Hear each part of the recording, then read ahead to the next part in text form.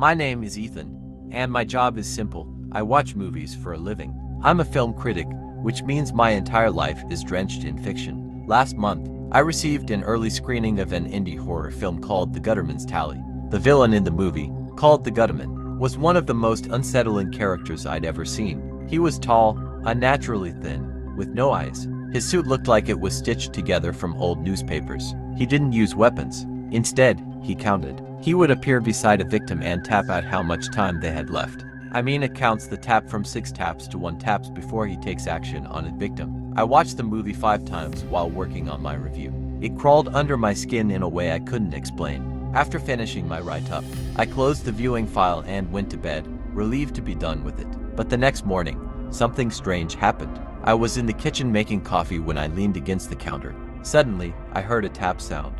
5 taps. The sound was sharp, like fingernails on stone. I froze. I lived alone. I looked around the empty kitchen. Nothing. I told myself it was just the pipes. Later that day, I was stuck in a long line at the bank, checking my phone. Then I heard it again. This time from the marble counter beside the teller. I heard a tap sound again.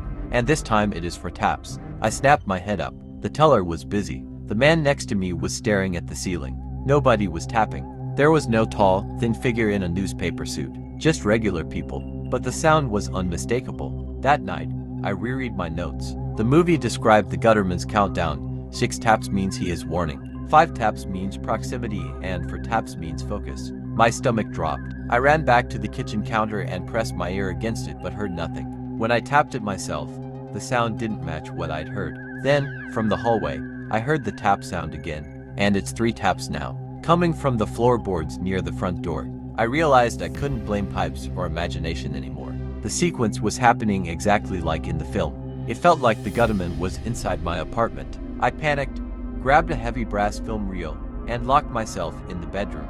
I pressed my back against the door and waiting for whatever might happen. What I received was just a long, suffocating silence. Eventually, I checked the hallway through the peephole and I found it empty. I tried to calm myself, poured a glass of milk, and caught a glimpse of my reflection in the dark TV screen. That's when I saw him. The Gutterman stood right behind me.